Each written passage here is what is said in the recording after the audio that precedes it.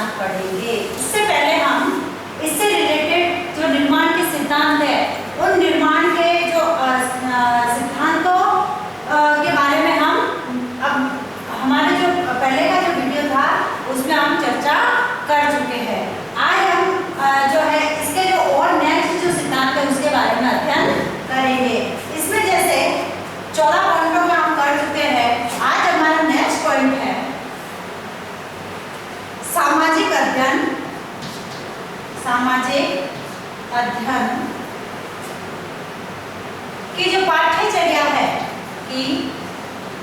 पाठ्यचर्या सूचना प्रधान न होकर, सूचना प्रधान न होकर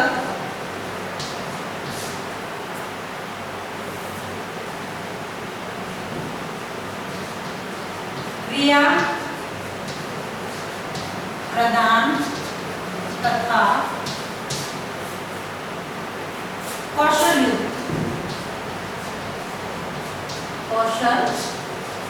युक्त, यानी इसके निर्माण के सिद्धांत के अंतर्गत यह कहा गया है कि सामाजिक अध्ययन की जो पाठ्यचर्या है उस पाठ्यचर्या को केवल सूचना प्रदान न बनाकर क्रिया प्रदान तथा कौशल युक्त बनाने का सिद्धांत माना गया है। क्योंकि पाठ्यचर्या जो है वह केवल सूचना देने तक ही सीमित नहीं होनी चाहिए, क्योंकि यदि विद्यार्थियों को पाठ्यचर्या के माध्यम से हम केवल सूचनाएं प्रदान करेंगे तो विद्यार्थी का जो है वह विकास नहीं हो सकेगा। तो इसलिए कहा है कि इसको सूचना प्रदान न बनाकर इसको क्रिया प्रदान तथा कौशल युक्त बनाना चाहिए, क्योंकि विद्यार्थी जो है वो क्रियाशील प्रवृत्ति के होते हैं। इसलिए विद्यार्थियों में जो है विभिन्न प्रकार की क्रियाओं द्वारा विभिन्न प्रकार के कौशलों का निर्माण करके या उनमें जो है कौशल की कुशलता प्रदान करके इन सब चीजों के बारे में सम्मिलित किया जाना चाहिए, जिससे कि जो है ये सामाजिक विज्ञान की जो पाठ्यचर्या है यह इनके लिए नीरस और उबाऊ न होकर एक रुचिकर विषय के सामने प्रस्तुत हो या रुचिकर विषय में सामने आए। फिर नेक्स्ट है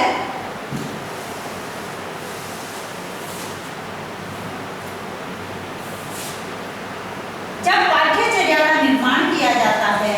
तो पाठ्यचर्या निर्माण में पाठ्यचर्या निर्माण में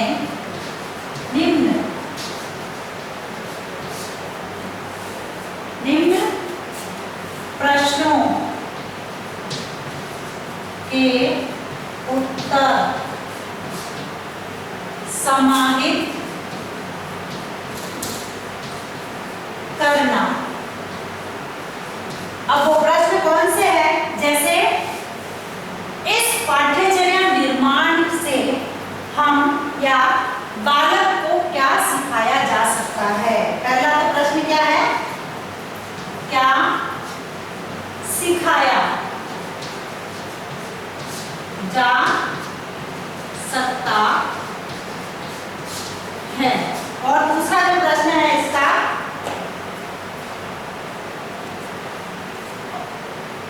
क्या सीखा जा सकता है। यानी पाठ्यचर्या निर्माण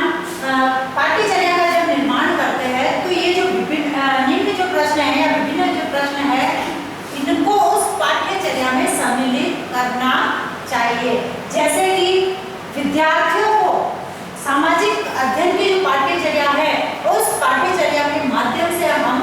क्या सिखा सकते हैं या उनको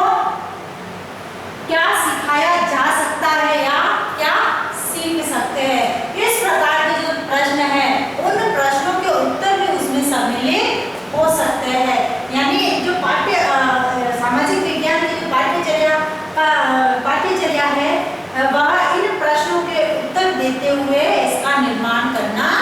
आवश्यक है, जिससे कि जो है विद्यार्थी जो है विभिन्न प्रकार की जो है जानकारी को प्राप्त कर सकते हैं तथा इसमें सम्मिलित कर सकते हैं। उसके बाद है संवेदनशीलता का सिद्धांत।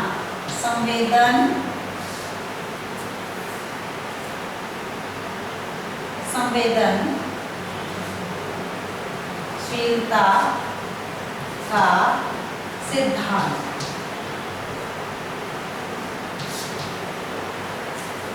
यानी पाठ्यचर्या जो है उसमें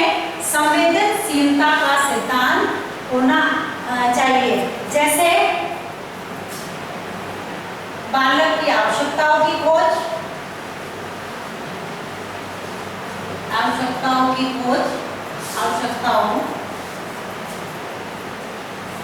मूल्यों, उसके जो नैतिक मूल्य होते हैं उसके नैतिक मूल्य, स्थान, नवीन खोजे,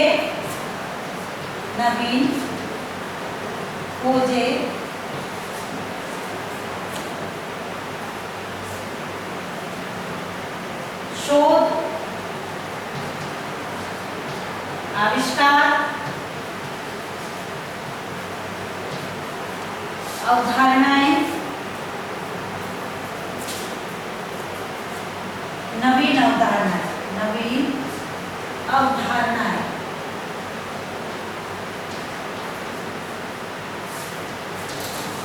यानी सामाजिक विज्ञान की जो पाठ्यचर्या है उसमें संवेदनशीलता का सिद्धांत होना चाहिए, जिससे कि जो है बालक इन सब के प्रति संवेदनशील हो सके। जैसे आवश्यकताओं, मूल्यों, स्थान, नवीन जो खोजें होती है उनके बारे में, जो शोध हो रहे हैं उनके बारे में, और जो वर्तमान में जो आविष्कार हो रहे हैं उनके बारे में जानकारी होनी चाहिए उसमें। और जो नवीन जो अवधारणाएं है यानी प्राचीन समय से जो अवधारणाएं बनी हुई है उन अवधारणाओं को बदलते हुए जो नवीन अवधारणाएं हैं उन सबको इसमें सम्मिलित किया जाना चाहिए। इसलिए जो है संवेदनशीलता का जिससे कि विद्यार्थी इन सब के प्रति संवेदनशील हो सके। उसके बाद है नेक्स्ट है राष्ट्रीय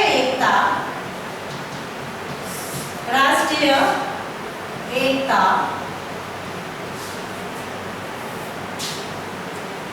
तथा अंतरराष्ट्रीय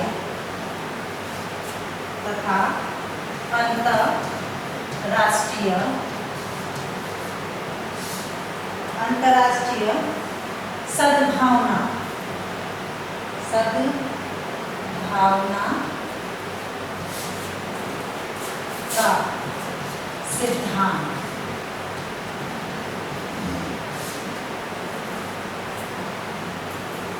यानी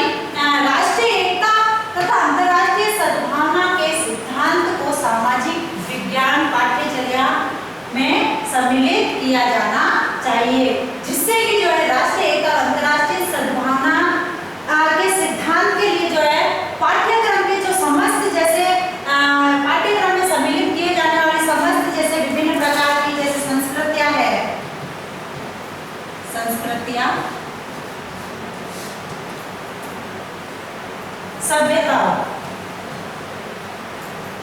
सभ्यताओं,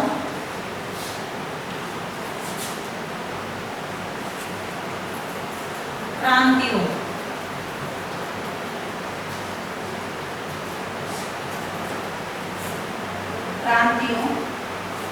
स्वतंत्रता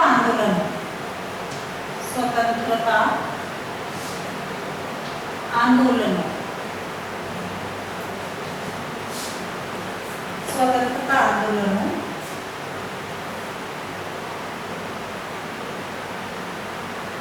आविष्कार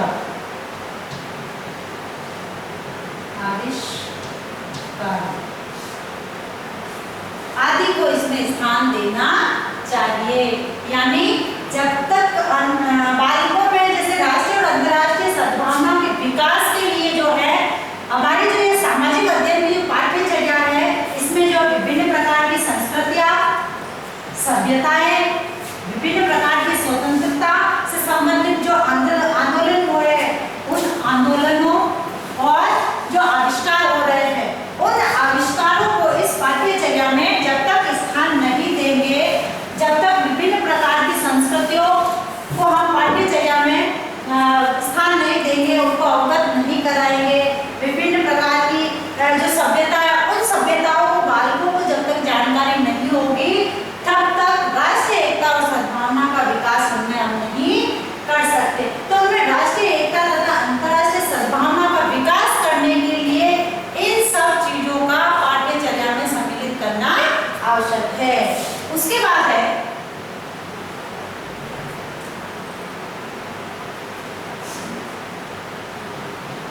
शिक्षक के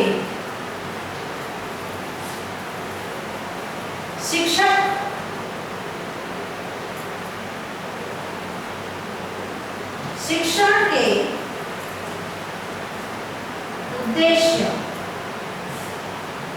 उद्देश्यों तथा लक्ष्य पूर्ति का सिद्धांत, लक्ष्य पूर्ति का सिद्धांत, यानी इसके अंतर्गत जो है पाठ्यचर्या निर्माण के समय जो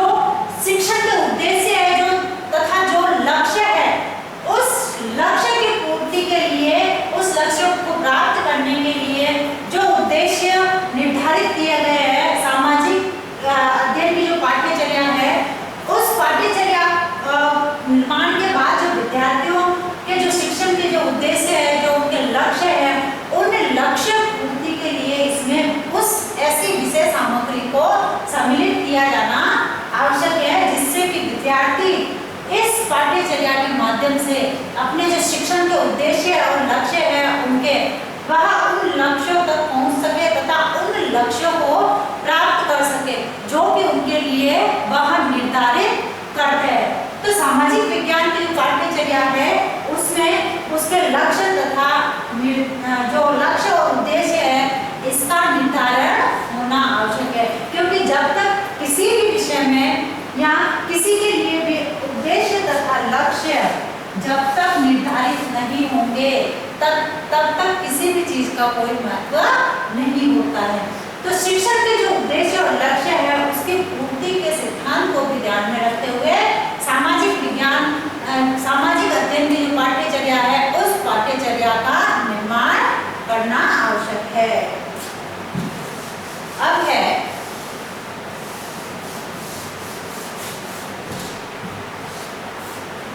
प्रेरणा का सिद्धांत। प्रेरणा का सिद्धांत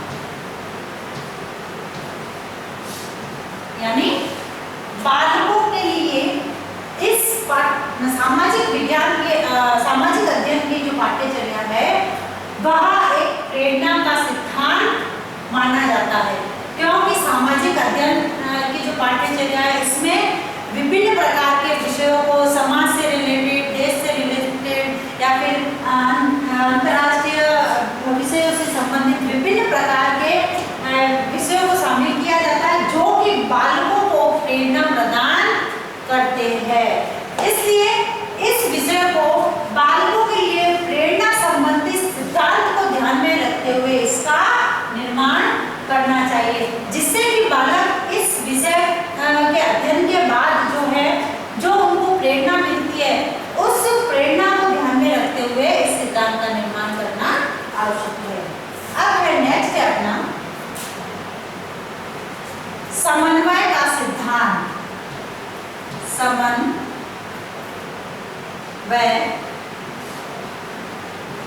का सिद्धांत। समन्वय का सिद्धांत से आशय है सामाजिक विज्ञान में सामाजिक अध्ययन की जो पाठ्यचर्या है इसमें जो है अन्य विषयों को संबंधित करके इसका निर्माण करना चाहिए। जैसे सामाजिक अध्ययन में जो है वो अपने राजनीतिक विज्ञान की भी बातें आती है, इकोनॉमिक्स की भी बातें आती है, इतिहास से संबंधित जो घटनाएं हैं उन घटनाओं का भी सम्मिलित इसमें किया जाता है, क्योंकि अपना जो सामाजिक अध्ययन का की जो पाठ्यचर्या है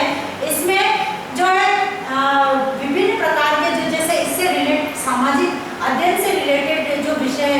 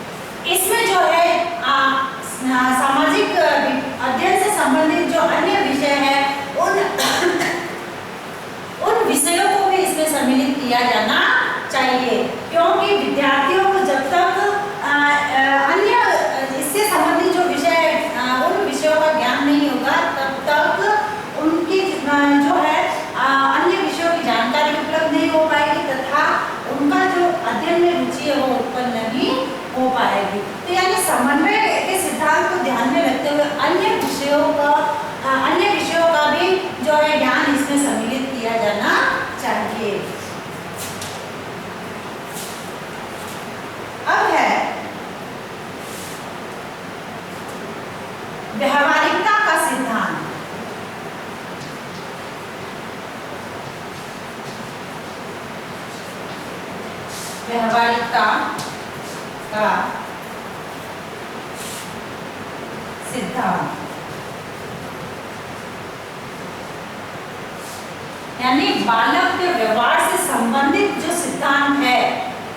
उस सिद्धांत को इसमें सम्मिलित किया जाना चाहिए। यानी सामाजिक अध्ययन की जो पाठ्यचर्या है उस पाठ्यचर्या को देखने के बाद उनमें जो व्यवहारिक परिवर्तन होते हैं उस व्यवहारिक परिवर्तन को ध्यान में देखते हुए इसका निर्माण करना चाहिए। जैसे इसमें व्यवहारिक जीवन से संबंधित, व्यवहारिक जीवन से संबंधित हो या फिर बालकों की जो विचार शक्ति हो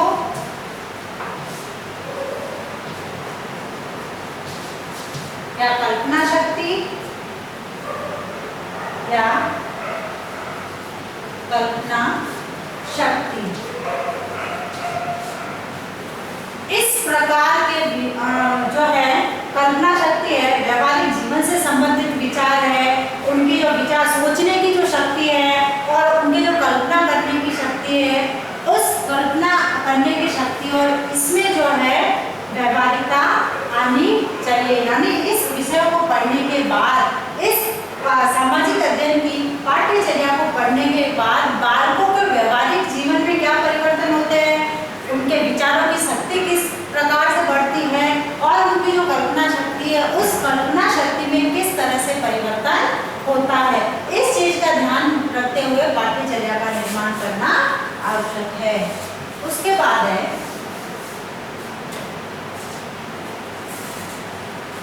वर्तमान पर बल। वर्तमान पर बल यानी सामाजिक अध्ययन की जो पाठ्यचर्या है उस पाठ्यचर्या में ऐसे विषयों को सम्मिलित करना जो कि वर्तमान पर बल दे सके। यानी वर्तमान में जो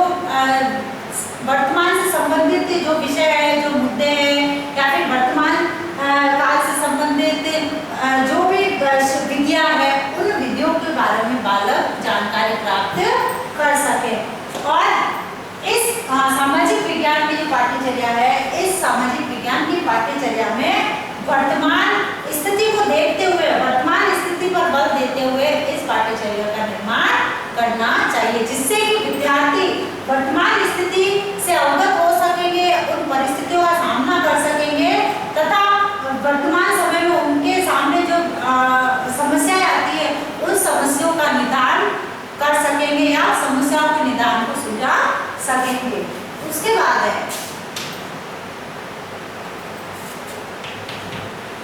नियोजन का सिद्धांत। नियोजन का सिद्धांत यानी सामाजिक अध्ययन की जो पाठ्यचर्या है उस पाठ्यचर्या का निर्माण करते समय हमें इसके नियोजन के सिद्धांत को ध्यान में रखते हुए इसका निर्माण करना चाहिए। जैसे इसमें नियोजन के सिद्धांत में योजना बनाना, सबसे पहले हम किसी की प्लानिंग करते हैं, उसके बाद इसके उद्देश्य निर्धारित करना, नियोजन में उद्देश्य निर्धारित करना। उद्देश्य निर्धारित करने के पश्चात इसके जो मुख्य और मूल बिंदु है, मुख्य बिंदु या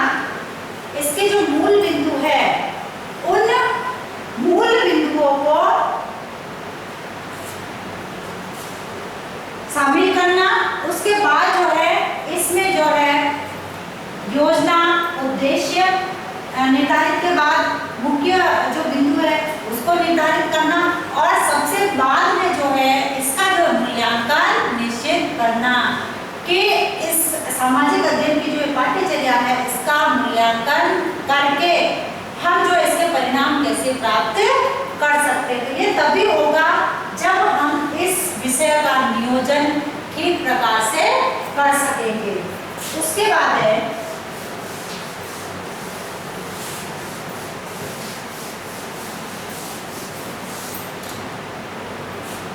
और विषय के रूप में, और विषय के रूप में, यानी और विशेष के रूप में से अर्थ है कि ये जो सामाजिक अध्ययन की पाठ्यचर्या है यह एक जैसे एक प्रकार से मुख्य विषय के रूप में होना चाहिए। जैसे कि जो कि ये जो अपना सामाजिक विज्ञान जो है या सामाजिक अध्ययन विषय जो है माध्यमिक स्तर तक हम जो है विभिन्न जैसे इतिहास भी पढ़ते हैं, पॉलिटिकल भी पढ़ते हैं और इकोनॉमिक्स भी पढ़ते हैं, इन सब को हम एक साथ पढ़ते हैं। उसके बाद जैसे यदि हम माध्यमिक के बाद उच्च माध्यमिक में आते हैं तो इसको हम जैसे एक पर्टिकुलर विषय के से संबंधित उस रूप में पढ़ते हैं। तो जैसे जैसे हम हायर एजुकेशन में जाते हैं इसको हम केवल और विषय से संबंधित या अनुशासन रूप से संबंधित इस विषय का ज्ञान प्राप्त करते हैं। तो यानी माध्यमिक स्तर तक के विद्यार्थियों के लिए जो है यह विषय केवल और विषय के रूप में काम में आना चाहिए, जिससे कि अपने जो सामाजिक अध्ययन से जो संबंधित है उस सामाजिक अध्ययन से संबंधित इसमें जो है संपूर्ण जानकारी होनी चाहिए, जिससे कि विद्यार्थी उसको प्राप्त कर सके। उसके बाद है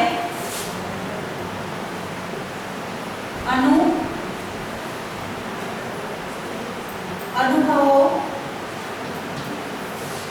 की पूर्णता का सिद्धांत, पूर्णता का सिद्धांत। अब जो है सामाजिक अध्ययन की जो पाठ्यचर्या है, इस सामाजिक अध्ययन की पाठ्यचर्या में जो विभिन्न प्रकार के अनुभव है उन अनुभवों की पूर्णता होनी चाहिए तथा विभिन्न प्रकार के जो दार्शनिक है या फिर विभिन्न प्रकार के जो मत है उन मतों को इसमें शामिल किया जाना चाहिए, जिससे कि जो है विद्यार्थी जो है इस पाठ्यचर्या के माध्यम से जो विभिन्न प्रकार के जो अनुभव है उन अनुभवों को प्राप्त कर सके, उनको सीख सके तथा उनके ज्ञान को ग्रहण कर सके। उसके बाद है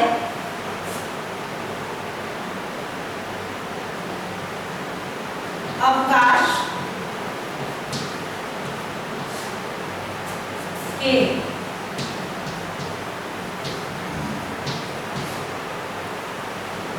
लिए प्रशिक्षण का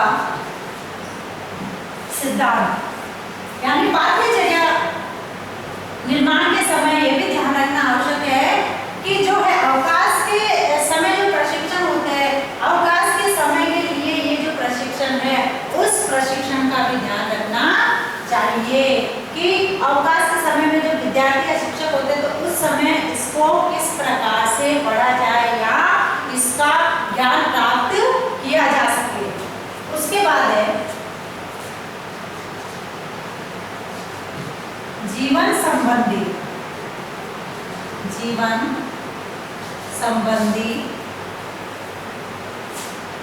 सब क्रियाओं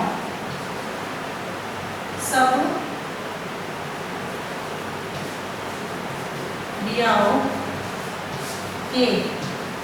समावेश का सिद्धांत, यानी जीवन से संबंधित जो क्रियाएं होती है उन क्रियाओं को भी पाठ्यचर्या में सम्मिलित किया जाना चाहिए। यानी सामाजिक अध्ययन की जो पाठ्यचर्या का निर्माण करते हुए हमें इस चीज का ध्यान रखना चाहिए कि जीवन से संबंधित जो सब क्रियाएं हैं उन जीवन से संबंधित सब क्रियाओं का भी इसमें उल्लेख होना चाहिए। फिर है परिपक्वता का सिद्धांत, परिपक्वता का सिद्धांत। परिपक्वता का सिद्धांत से आशय यानी वर्तमान समय की जो राष्ट्र की आवश्यकताएं है, समाज की आवश्यकताएं है, या उस राष्ट्र और समाज की आवश्यकता के अनुरूप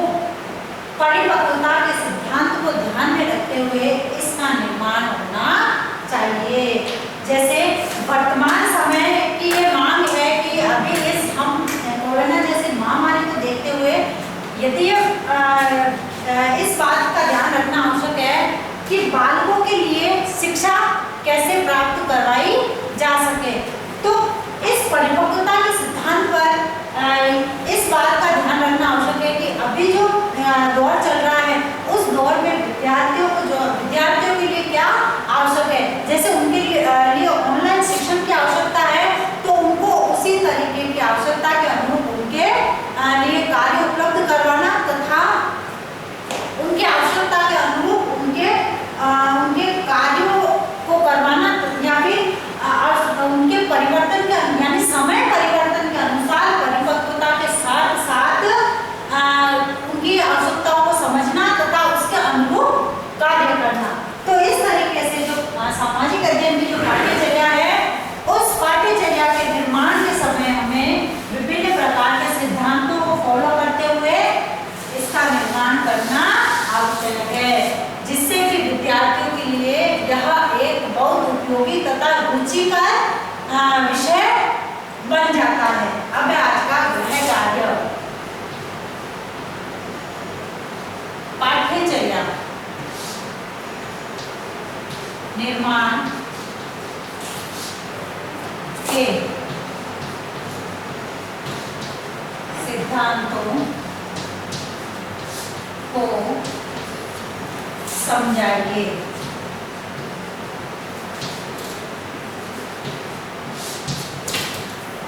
अब एक विशेष बात, जैसे कि हम सभी जानते हैं कि कोरोना चल रहा है तथा इसे बचाव हेतु हमें उपाय करने हैं तथा सुरक्षित रहना है। जैसे मुंह पर मास्क लगाना है, हाथों को सैनिटाइज करना है, साबुन से धोना है तथा सोशल डिस्टेंस का ध्यान रखते हुए व्यक्तियों से दूरी बनाए रखनी है तथा घर